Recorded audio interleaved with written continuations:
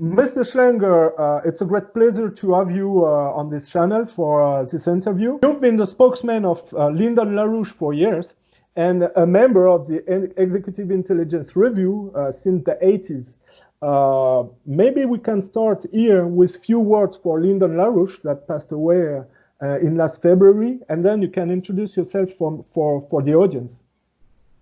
Well, I consider Lyndon LaRouche to be the quintessential American statesman in the best tradition of the founding fathers of our country.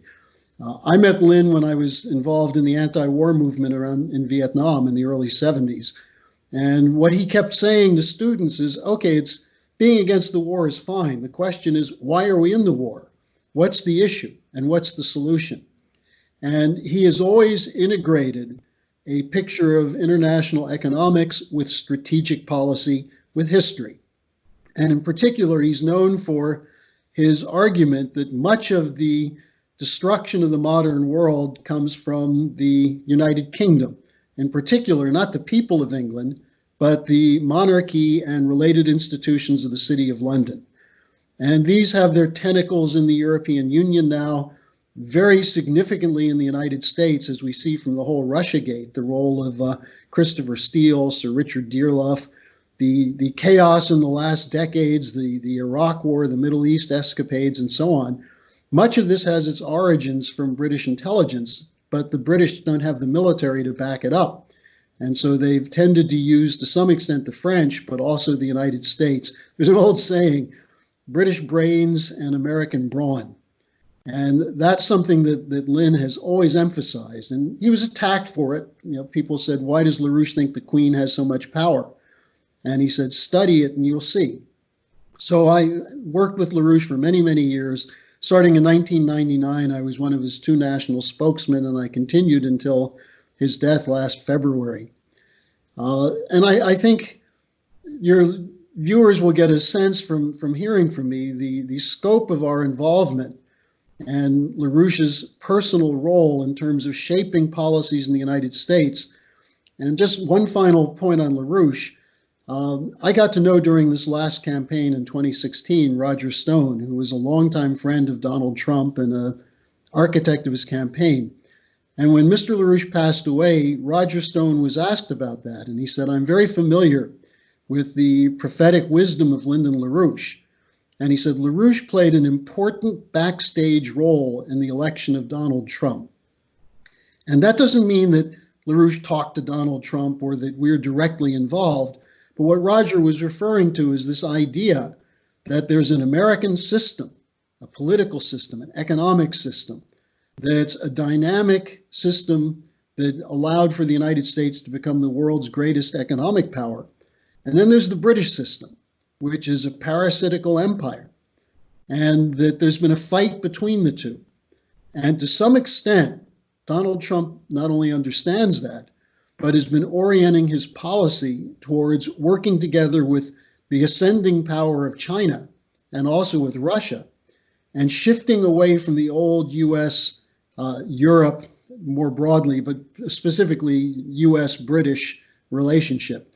And that's what has been the central feature of my concern. I personally am somewhat of quite knowledgeable on geopolitics and how the British, going back to, you know, however far you want to go back, but especially in the beginning of the 20th century, Halford Mackinder and the theory of geopolitics, how much that shapes events in the current world. And I think that's why we've been effective in defending the president, not on his character or on all of his policies, but on his willingness to stand up and fight against this secret government that has done so much damage since the time of the assassination of John F. Kennedy. Okay, because if I look at the some of the work that were provided in Executive Intelligence Review, they explain that during the Second World War, the British services and the American service were mixed up inside the United States of America, and then after the World War, they don't completely split, but they privatize themselves, but the English stayed in the United States of America, and that's the way they influence the foreign politics of United States of America from within United States of America. Can you develop a little this aspect? Sure. The fight in the first part of the 20th century was between the British, who wanted the United States to join them as a naval power, and those people in the United States who were more concerned with developing the United States. And this came to a head with the Franklin Roosevelt election, and people don't understand Roosevelt very well. The most interesting thing about Roosevelt was his opposition to Churchill. And Roosevelt had many, many meetings with Churchill where he said to him, look, Winston, after the war, we're not going to be rebuilding the British Empire. And this was the fighting issue between Churchill and Roosevelt. And Roosevelt had his allies like Bill Donovan, who formed the OSS, which became the basis of the CIA. But there were many people in the CIA, particularly those associated with the Harriman interests and the Dulles family, who were Anglophiles. They saw the United States as needing a partnership with Britain. They admired the British monarchy. They admired the British intelligence services. Sir William Stevenson, who was one of the key people in the SOE, the British Secret Special Operations Executive, Stevenson came over after Roosevelt's death and organized the CIA. And he also did it through the Office of Naval Intelligence. So there's always been an element of the U.S. intelligence community since World War II that oriented toward the British and the so-called special relationship. And on the other side, you had what you might call the American nationalists, who were involved internationally where they had to be, but didn't think that it was America's role to be a policeman of the world. And that tradition comes from George Washington, who warned of foreign entanglements, and from those in the United States who said, if we develop our own nation, we can be a model for others, but we don't have to impose our model physically. Now, today we have the biggest expression of the British system in the United States is the neoconservatives and the neoliberals. And these are networks that operate inside foundations such as the Council on Foreign Relations, the Trilateral Commission, the Bilderberger Group, and others. But more importantly, inside the State Department, inside the CIA, and inside the National Security Agency. And these are the networks that were involved, I would argue, in the Kennedy assassination and the cover-up, in all the wars the United States has been involved in since then, going back to Bush Sr. and the original Iraq War. And this is also the network which is insisting that Trump is making a mistake by trying to work with Putin. Because as James Clapper, the lying former director of national intelligence, said, the Russians are genetically incapable of democracy, and they're genetically enemies of America. Now, this is the British element within the U.S. intelligence community.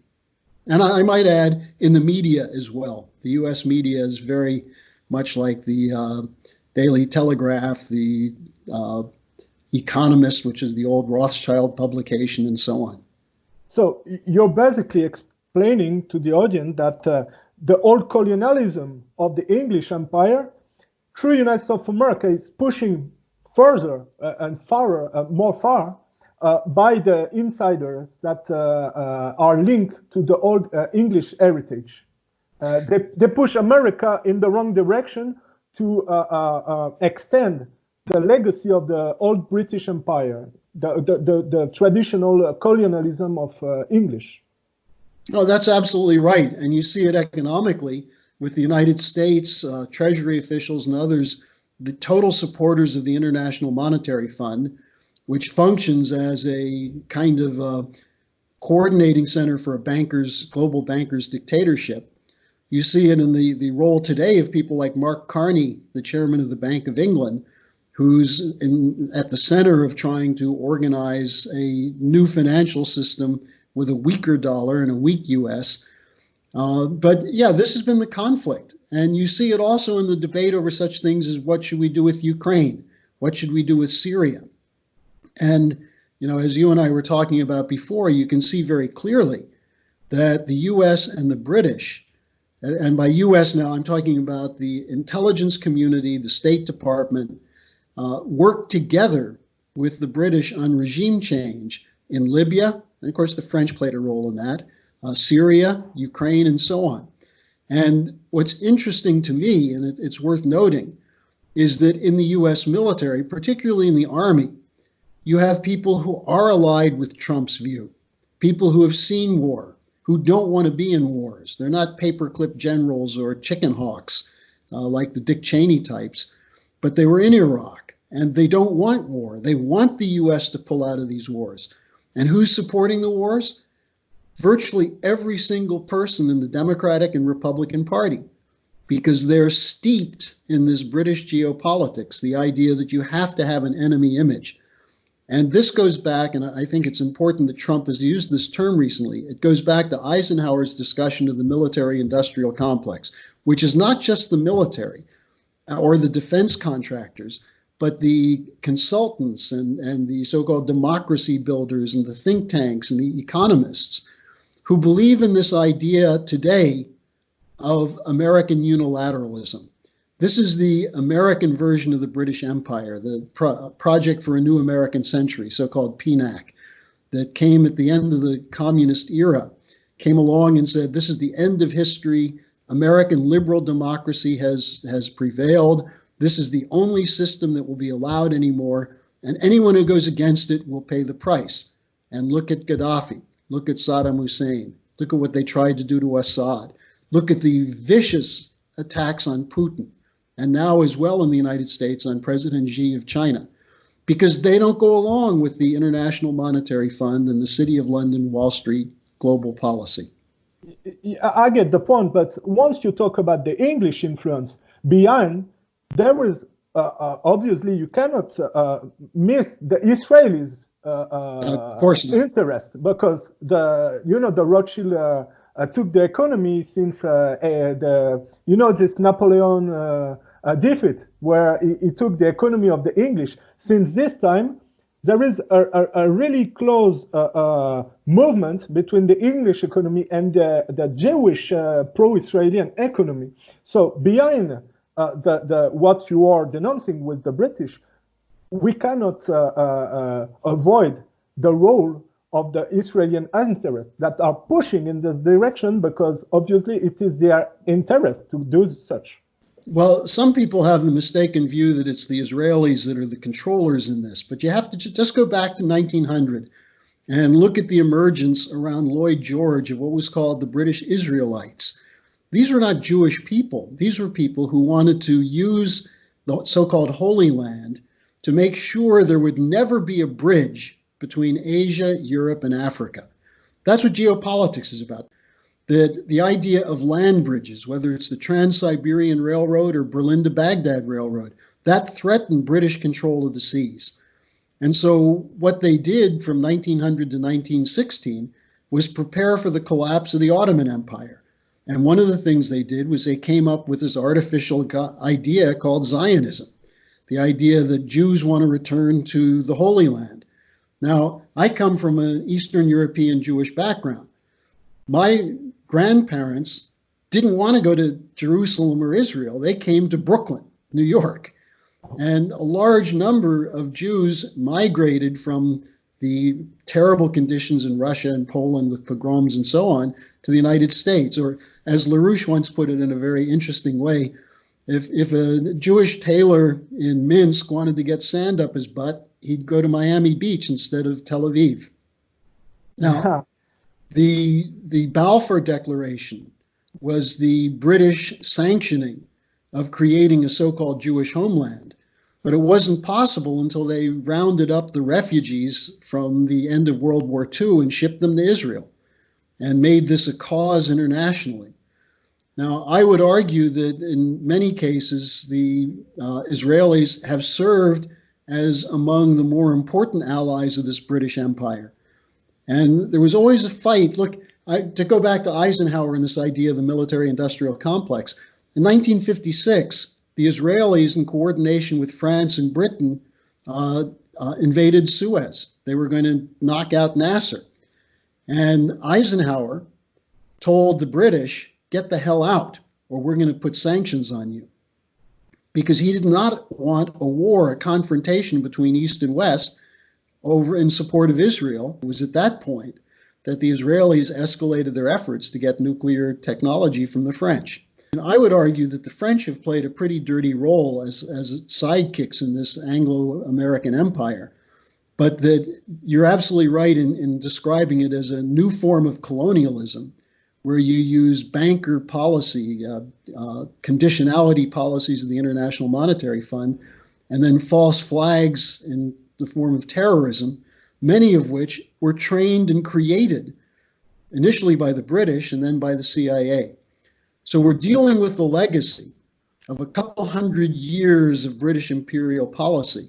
And unfortunately, with very few exceptions, this is what's taught as history in the United States.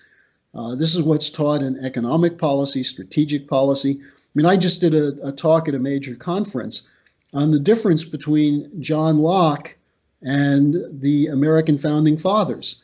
The American Founding Fathers rejected Locke, and yet today you'll find everyone praising John Locke as the father of the Constitution. So there's been a brainwashing operation run by the City of London, top down through the universities, and I see the same thing in France. We had a previous discussion through mail exchange before the interview a few days ago, and you told me that you believe that with the impeachment threat and the hysteria for most of the part coming from the Democrat part and the anti-Russian rhetoric from this side, you think that Trump is facing with this the direct legacy of what Kennedy in his time previously was confronted of. Well, it's interesting because there are two precedents for Trump. One is John Kennedy. And Kennedy, of course, was heavily influenced by Eisenhower, who he met with Eisenhower and Douglas MacArthur, the two leading World War II generals, to discuss what should be done in Vietnam. And while we don't know for sure what Kennedy would have done, he was moving away, even in the 50s, from supporting colonialism. If you read some of Kennedy's speeches as a senator in the late 50s, he was attacking British colonialism in Africa. He was speaking in favor of people like Nkrumah of Ghana and even Lumumba. He was looking at the era of a freedom of Africa for the African people, the idea of sovereignty, self-sovereignty. And Kennedy took that seriously, not just in terms of colonial wars like Vietnam, but also in terms of his commitment to freeing the United States from the tyranny of the private central bank, the Federal Reserve. In June 1963, he ordered the issuing of treasury notes because the Federal Reserve wouldn't fund economic development in the United States. So Kennedy was facing these same networks that ran the Bay of Pigs, that nearly got the world blown up in the Cuban Missile Crisis. And what Kennedy did was he used back-channel discussion with Khrushchev, where he was starting to talk about how we have many things in common and we should act on that. So between his refusal to go along with British colonial plans, which was a legacy of Franklin Roosevelt, and then his moves outside of the traditional financing, and then his opposition to the CIA, I think he sealed his death warrant with that. Now, interestingly, there was a little bit of that in Ronald Reagan, and this is something that's not understood by people outside a small group of people. Reagan brought Lyndon LaRouche in 1982 to negotiate with the Soviet Union on the Strategic Defense Initiative. LaRouche was actually working with the National Security Council to meet with Russian generals and scientific figures to discuss the feasibility of joint deployment of the Strategic Defense Initiative, the anti-missile defense system, so that we could end the era of mutual and assured destruction. And this was something Reagan profoundly believed in. He talked about peace through strength, but his emphasis was on peace. And remember, Reagan was shot very early in his term. And then later in his term, he began, I think George Herbert Walker Bush began seizing all the institutions of influence in intelligence and military. And so Reagan never fulfilled that potential. And then, of course, Andropov rejected the Strategic Defense Initiative offer. Yeah, but what you're talking about is really surprising, because in the same time you're saying that Ronald Reagan, who was staging the Star Wars program, was also trying to find an issue to the Cold War? Trying to find an end to it. Yeah, an issue. Yeah. Issue. Sorry, Yeah. might be another. No, but that's crucial, because any true patriot in America realizes that the last 60 years we've spent tens of trillions of dollars developing weapon systems that we've never used, that we hopefully will never use. How much of that should have gone into education? How much should have gone into healthcare, into infrastructure? And this was a point Trump made in his campaign. You know, I watched very closely how Trump destroyed the Republican Party in 2016. And he went after Jeb Bush as the Bush machine. Yeah, completely dismantling, right. And by destroying Jeb Bush, he destroyed all the other Republicans because they were all Bushies of one sort or another. And then he turned on Hillary with exactly the same thing, because the Clintons and the Bushes, when it comes to strategic policy, were in total lockstep. Maybe Bill was a little bit different, but Hillary was a complete supporter of what Bush and Cheney were trying to do. So Trump comes from a tradition that goes back to the idea that we should not have nuclear weapons. I'll tell you something that I'm sure most of your viewers don't know. Trump's uncle was a scientist, a very prominent physicist, who helped develop radar in the United States. And as a child, Trump used to sit with him while he talked about the fact that nuclear weapons must never, ever be used. And if you think about what was the most important meeting Trump had with Putin, what did they discuss in Helsinki? Well, all the media focused on Trump making a joke of telling Putin, don't interfere in our elections anymore, which, you know, I think Trump knows that Putin didn't do that. But what was the main discussion? We must not have a new arms race. That's what they talked about. That's why Trump keeps saying he wants to be friends with Russia, friends with China, do business with them. Let other countries be sovereign also. You know, he's ridiculed as an American firster, but he said at the United Nations General Assembly last September what he means by that. Every nation should be sovereign. Even, look what he did to make this deal with Erdogan and Putin on Syria. He said Syria should control its own territory. Now, he's still dealing with people in the intelligence community that want to keep American troops there forever.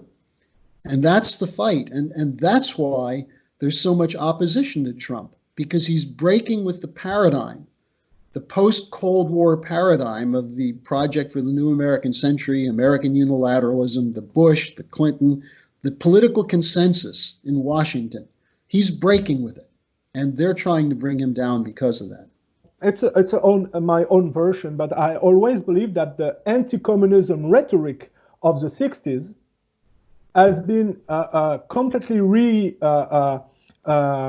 oriented in the nowadays anti-Russian rhetoric. This is the continuation. But as you see, in the 60s, it was the extreme right wing, and now it's the leftist, basically the Democrat and the people from the other side. How can it be that the American different governments pass from extreme right to the other side and have the same rhetoric, anti-communism and then anti-Russia? Well, Boris, look, this is such hypocrisy. I look at my own political development during the 60s, where as a Democrat, I was very much opposed to the McCarthyite tendencies, the anti-communist excuse for war, but also opposition to the intelligence community, especially the FBI. We knew the FBI were a bunch of racists who were creating channels for the Ku Klux Klan. This is all well known, targeting black elected officials. Yeah, you're talking about Edgar Hoover, especially with his behavior with Martin Luther King or... Exactly. But that continued. I mean, Comey himself, the person who Trump fired, in January 2017 went to Trump Tower to tell Trump he had damaging evidence that Trump was cavorting with prostitutes in Moscow. And Trump told him it's not true and you should believe me. And Comey said on leaving the meeting, he considered that his J. Edgar Hoover moment. These guys haven't changed. What's changed is the Democrats have become an immoral gang of swine who live on the tit of Wall Street. And without Wall Street, there would never have been a Clinton machine or an Al Gore machine or an Adam Schiff, because the Democrats go back to the 70s and the Frank Church Committee, which exposed the CIA for its illegal assassination units and things of that sort, and the FBI for its corruption. Today, those Democrats are wrapping themselves around Brennan, who's a killer, Clapper, who's a liar, the whole network, making Vindman the latest hero from Ukraine.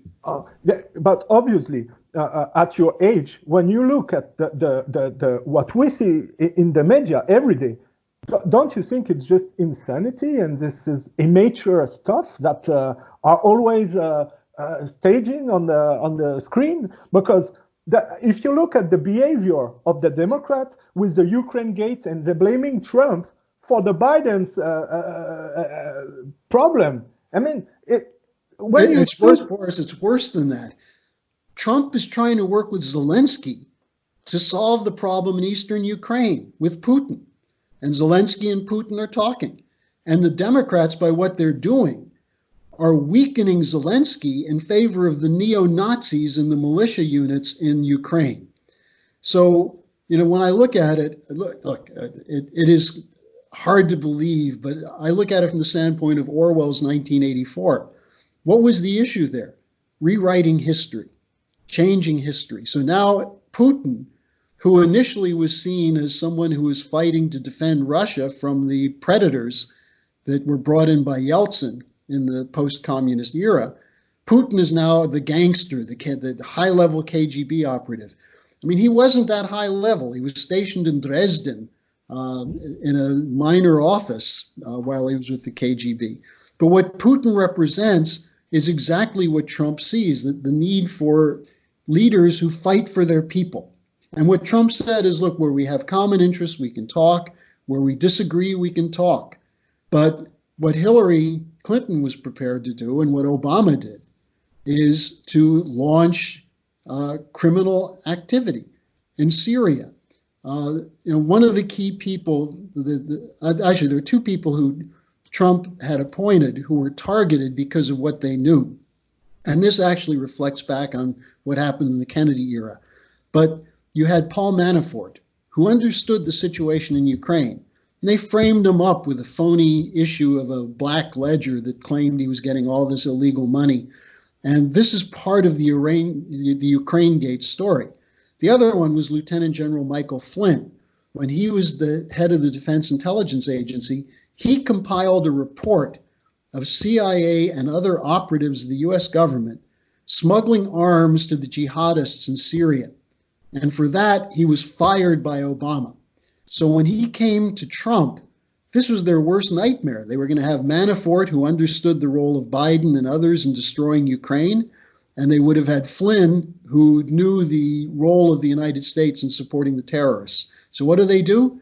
They get Mueller to target Flynn and Manafort, frame them up, FBI sting operations, working together with the British, the Ukrainians, the Australians, and the Italians, and get them out. And then they figured they could beat down Trump and get him to submit. They actually figured that Trump wouldn't win the election in the first place. So we're dealing with these criminal enterprises inside the intelligence community that have this inherent belief that we must have conflict in the world. This is why I bring up Orwell. And as you pointed out, Kennedy was prepared to break with that, and he paid a price. But obviously, when you look at what took place in Bolivia with Evo Morales recently, will you say that because you can see in South America with the death of Hugo Chavez and what happened to Evo Morales, this is the direct behavior of the old CIA operation, like Allen Dulles did in his time, and Kennedy tried to replace this. Will you say that Trump is clear concerning this foreign policy, or will you say that Trump is not so clear with the continuation of this? Because sometimes it seems that Trump is playing a strange game. He seems to applaud some of the events that took place, and which is a bit contradictory from his promises. He has been elected. He promises not to overthrow other regime over the world and to focus on his own economy. But when you see the coup d'etat that took place in South America, it seems that nothing has changed, in fact. Well, without meaning this as an apology for Trump, I want to point out that he doesn't have his own people in place. We see that in terms of this parade of diplomats from the Ukraine hearings. William Taylor, George Kent, Fiona Hill. These are anti-Trump people who are still in positions of power. Now, here's what I would argue. Because of Russiagate, he's been on the defensive since the day he entered office. And anytime he shows any moves toward going against what he called the swamp, he's hit with another scandal. Now, on the other hand, I'm sure he doesn't really understand fully what's going on in Latin America. It's not his area of interest. But at the same time, you have the Morales coup in Bolivia. You have other, Bolsonaro in Brazil. You just had an election in Argentina that threw out the Wall Street puppet Macri. You have millions of people in the streets of Chile, finally about to overturn the legacy of Pinochet, which was an American CIA coup. You have Trump working with Lopez Obrador. No one thought that would happen. Lopez Obrador is known as a leftist, a socialist, whatever. He and Trump have a complicated but decent relationship, where Trump can see, one other example is with China, where you have crazies like Marco Rubio from Florida, who's the legacy of the old gusanos of the Cuban movement, who are calling for literally a war with China. Trump they insisted, you have to say something about Hong Kong. And he said, look, we want democracy in Hong Kong, but I leave that to my good friend Xi Jinping, who I trust and admire. So Trump is trying to navigate an extremely small channel with a very small group of people, many of whom are not that competent, like this guy Sondland, who became his ambassador to the European Union. But I think on the important issues, the life and death issues for the planet, which include U.S.-Russia relations, U.S.-China relations, Trump has done the right thing. In the Middle East, he's done the right thing. You know, what do I think he's right in defending Israel to the extent he has? No, but I think he's got a different plan there. And in fact, I think Trump's view is farm some of this out to Putin. Let Putin deal with it, because Putin also has good relations with Israel and with Saudi Arabia.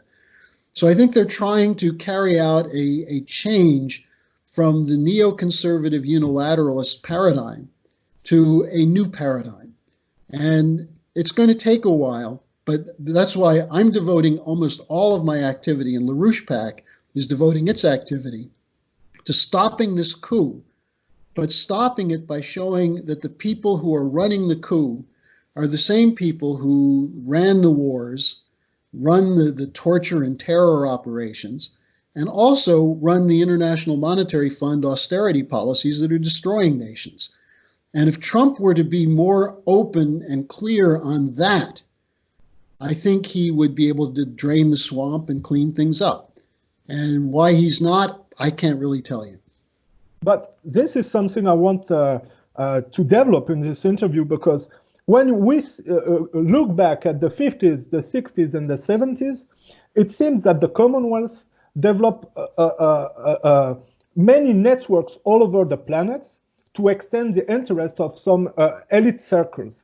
And basically, they used a private company to hide criminal organization, and they had a lot of assassins.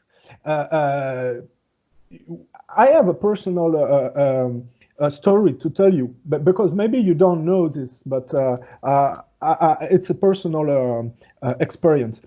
Have you ever heard about the crash that took place in Mont Blanc in 1966? The Air India 101 flight. Have you ever heard about this? No. Okay. There was 106 persons that died there, no survivor. Though I believe there was one American citizen in it from Oregon. at the period, they blamed the pilot D'Souza for the crash, but he was a very experienced pilot, in fact. So I'm born at the feet of the Mont Blanc, where it took place. I'm born there. I have a friend who went into the mountain and find pieces of the plane, and he showed me pictures. There was not only the civilian plane there, but also a military aircraft from Italian and NATO on the same area. And on the some pieces there were inscribed U.S. Air Force in it. And he showed me some evidence of an explosion of the civilian plane fuselage. Many people believe it wasn't a crash accident, but an international destruction from NATO, because in the plane was the father of the nuclear program of India. I don't pronounce his name because it's very difficult to speak in India.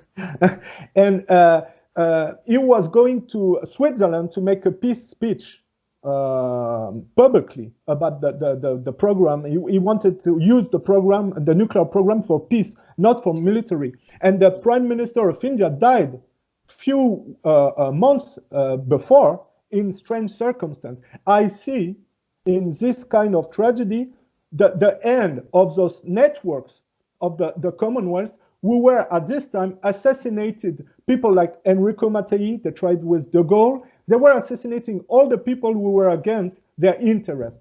So I believe, if we talk about this, that those networks has increased since this period in the world, and it's very difficult to stop this process, in fact. What is your vision about the fact that this Octopussy is a very huge monster, unseen huge monsters? Well, you're absolutely right, and you're talking about things that are extremely important.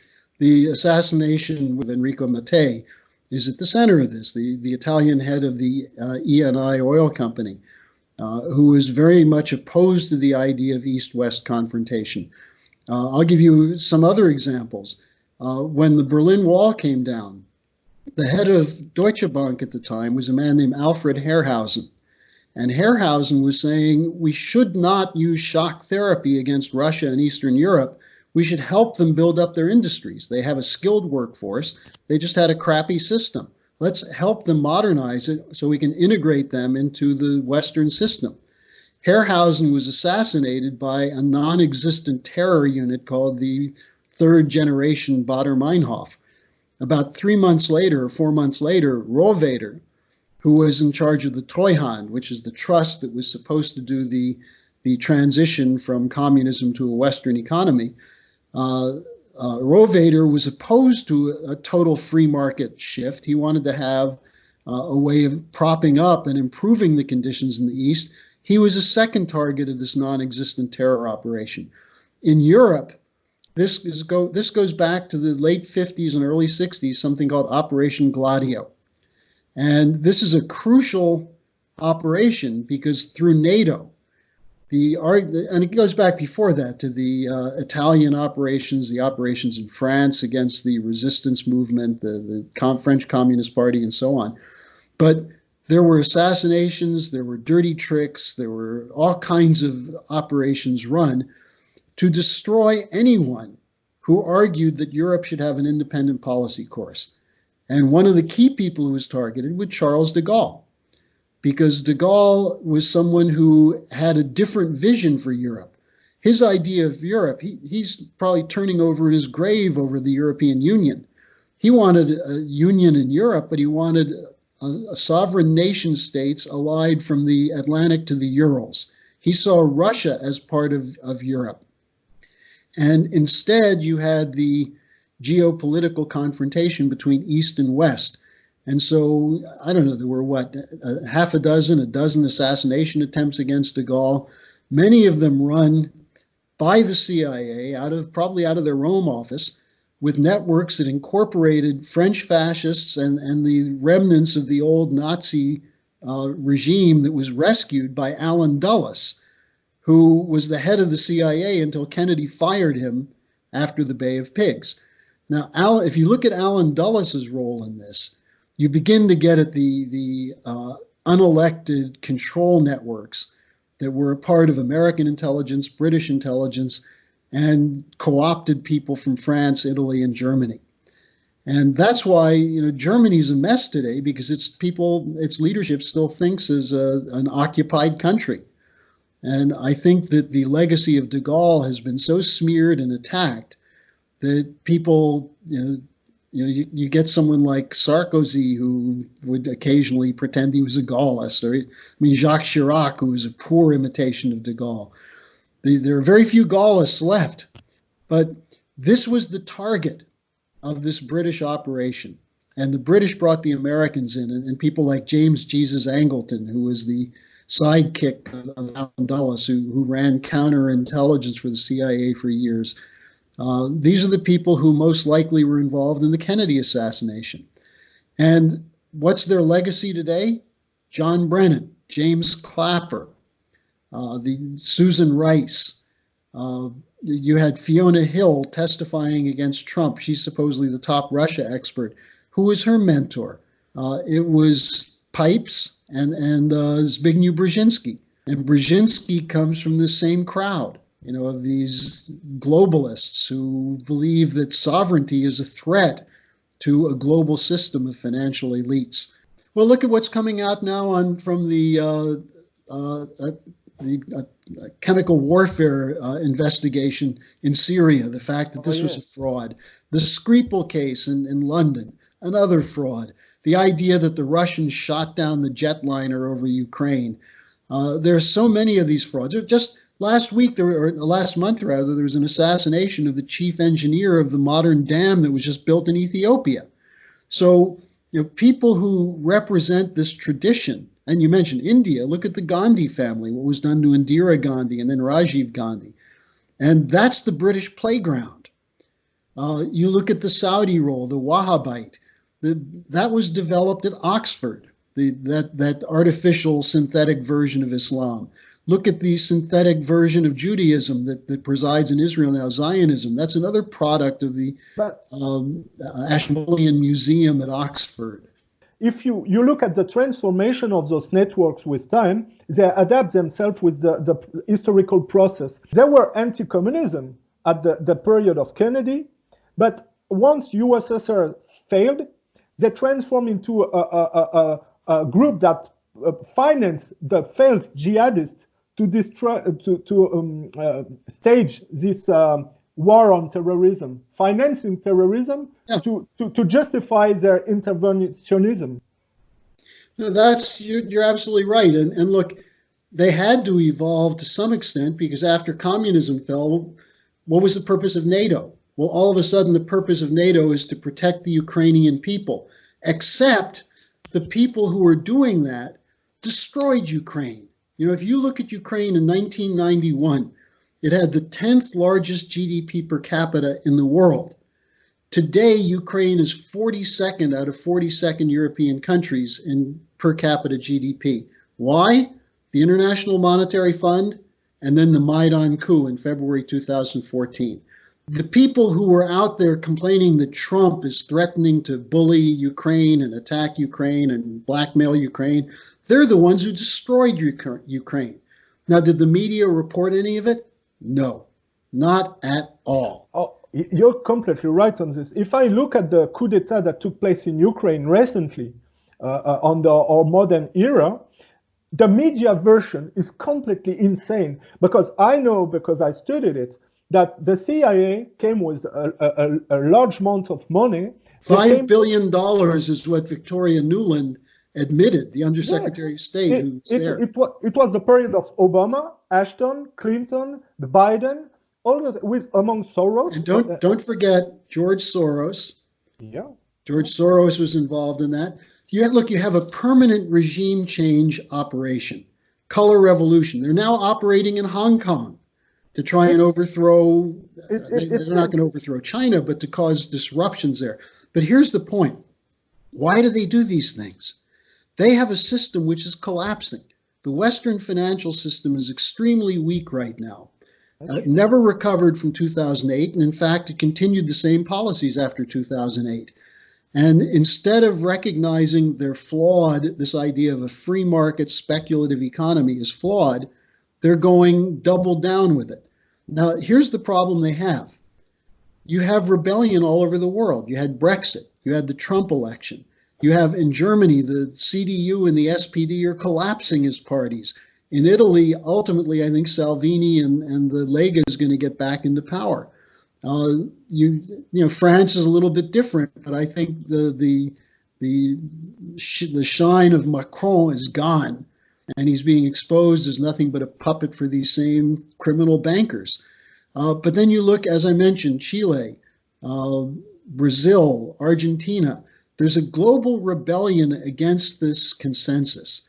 Because it's obvious, you can see their behavior, that it's insane. It's immature. If you look at the accusation of Biden against Trump, obviously everybody heard what he said on TV concerning the Ukraine gate and his son blackmailing the Ukraine justice. How can people believe those guys? They are completely crazy. But that's the point. I don't know if you've seen the polls in the U.S. since the 2 weeks of impeachment hearings, but the support for impeachment has dropped. And the Democrats are terrified because they say they can't beat Trump in 2020. Now, they won't. Here's the problem. The reason there's this rebellion is that people can no longer make ends meet. I heard one of the yellow vest people was asked on an interview on the street, they said, aren't you worried about climate change and that's going to destroy the planet? And he said, you're talking about something in 50 years. I'm trying to make it through the end of the month, which I can't do with these new taxes. Now, people are being hurt by the policies, badly hurt. The suicide rates are up in places like Greece, in places like Ohio and West Virginia and Wisconsin in the United States. The opioid epidemic is killing close to 100,000 Americans, young people who have lost hope. So people are angry about it. They're frustrated. So they know what they don't want. They didn't want Hillary Clinton, but they don't know what they need. And what we do at Larouche PAC is we present economic alternatives. And let me just throw this out now, because I know we don't have a whole lot of time. But if you look at what China is doing with the Belt and Road Initiative, where they're going into countries and they're saying, we'll loan you the money, we'll provide some of the expertise and help you build high-speed rail, build modern power plants, build dams, build connections between your cities in Africa. The Africans are finally saying this is what they want. And what do the Europeans say? They say this is a debt trap. China's trying to get these countries in debt. The debt trap is what the IMF and the British colonial system was. The Chinese are working with countries to establish a potential for growth. The difference between what the Chinese are doing and what the British did is the same difference between what the Americans did at the founding of our country and the British. In the United States, we created credit to build something new that would increase the total value of production. Value added, it's called. What the British do is create debt. They loan money to create debt, and then they make you sign agreements to pay off the debt. And if you don't do it, they kill you. But you believe in the methodology of China's? Yes. You believe in this? Because I have information on the ground that they have dirty behavior with the workers, and the condition of work are really dirty with the Chinese. It's not. Look, we have people who travel to China all the time, and I'll tell you, the Chinese, according to the figures of the World Bank, have lifted 800 million people out of poverty. Do they have Western standard of living yet? Not yet. But the situation inside China is very different, and the people targeting China are the same people who are running these imperial policies because they don't want Xi Jinping to succeed. And I would urge you, we just put out a pamphlet on the anti-China hysteria in the United States. I'll send you a link because I think you should read it. I'm not saying everything that's done in China is proper, but if you compare what the Chinese are doing with what's being done and has been done in the Middle East by the British, the US, and the French, the Chinese are setting up education centers. They've invited Western journalists to tour Sichuan province, the so-called Uyghur concentration camps, and the journalists won't go. They say it's a Potemkin village. But the Chinese are not shutting down mosques. They're not threatening Muslims the way that's happened in Western countries. So I think you should look at this China question from the standpoint of why it is that the British and their allies want to stop the Chinese Belt and Road Initiative. I understand your point of view, but I perceive the Chinese as a subversion of what we are criticizing. I'm not that confident in the. Well, I'll send you our report. You can take a look at it. Okay. Because a lot of what we hear from China is coming from the Falun Gong, which is a real cult, which is financed heavily by the same networks we're talking about, the Soros networks and others. We're seeing a collapse in the West. People are rebelling against it. Look, in the United States, what did Trump say in the campaign? He said, we're spending trillions of dollars. We've added $7 trillion to our debt to fight a war that we created. That was none of our business. It's led to thousands of deaths of young Americans. It's led to hundreds of thousands of lives of Americans ruined. We've killed millions of people in these countries. We've turned people in those countries against the West. But Europe did the same. Europe did the same. Among America, you have the Europeans that were under the influence of United States of America. So we are under the same debt. Exactly. And for what? What did we gain from it? Did we improve the conditions in any of those countries? You know, people who talk about Assad as a brutal dictator and killing all these people, causing all these refugees. You know, before the civil war started in Syria, no one was leaving Syria. Syria was calm. Same thing with Baghdad. You know, these are tough places to rule. But in Baghdad, you had women in positions of influence. You had Christians in the government. Tariq Aziz was the vice president. Libya was the highest economy of Africa before we completely ruined it. You're right. And you look at what Gaddafi was doing in Libya with water projects and free education. Absolutely. And what did we do to bring so-called Western democracy? We destroyed all of that. So the hypocrisy is unbelievable. But I think what's useful is to go back and look at who's doing it and why. And it's not just about money for the military.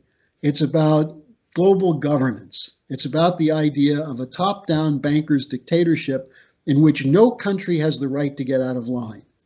And beyond that, the push to ensure that there's a reduction of world population, which is being pushed by the same bankers, people like Mark Carney of the Bank of England, who's now saying that banks won't loan any money to any company that's going to produce energy unless it's solar and wind. They're destroying the global economy. You know, the Africans, what do the Africans want? They want electricity. They know they're not going to get electricity to modernize from wind and solar.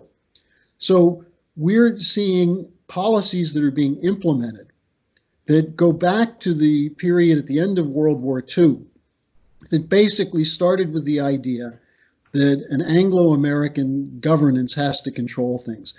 Now, as I was saying earlier, this is something Franklin Roosevelt was fighting against. And the initial idea of the Bretton Woods system of Roosevelt was that with fixed exchange rates based on a relationship to gold, you would not allow for currency speculation. And once Nixon got rid of the Bretton Woods system in 1971, you opened the door for the Soroses and others. And as a result, we've seen deregulation, privatization, the incredible inequality of wealth. And that's what's defended by these war hawks. They're defending a system that's anti-human. I understand your point of view, but I have to make a statement that Roosevelt, except the fact that you said he has some difference with Churchill, he was also pushing for a war that wasn't necessary for the world.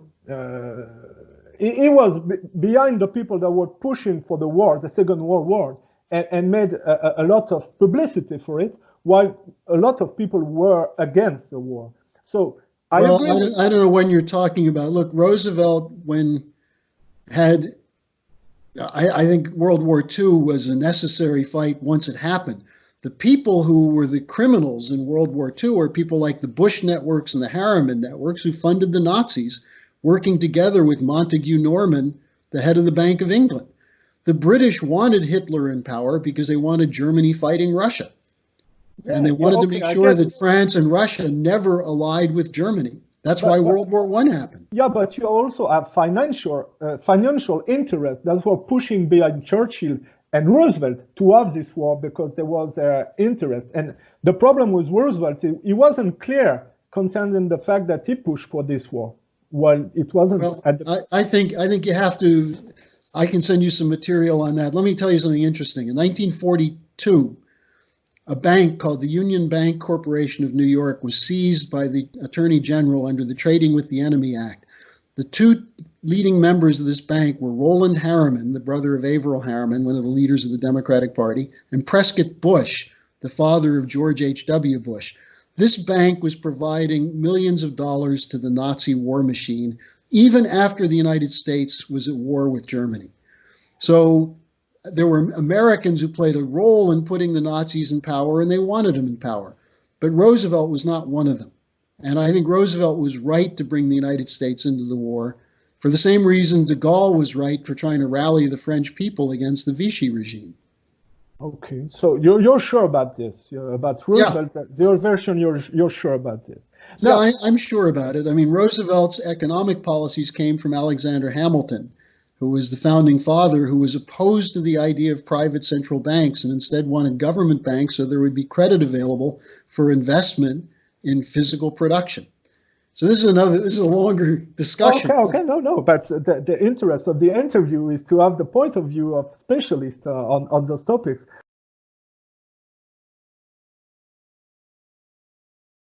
I want to develop the methodology of the Ukraine Gate to expose the similarity with the way they killed Kennedy. Sure, that's exactly what I just did that, in fact, on a radio show in Washington, D.C. a couple of days ago. No, I think it's really important because it gets us at this question. It makes real what we mean by the shadow government. We see the same methodology that is more and more sophisticated with time, in fact. And it's not a conspiracy theory.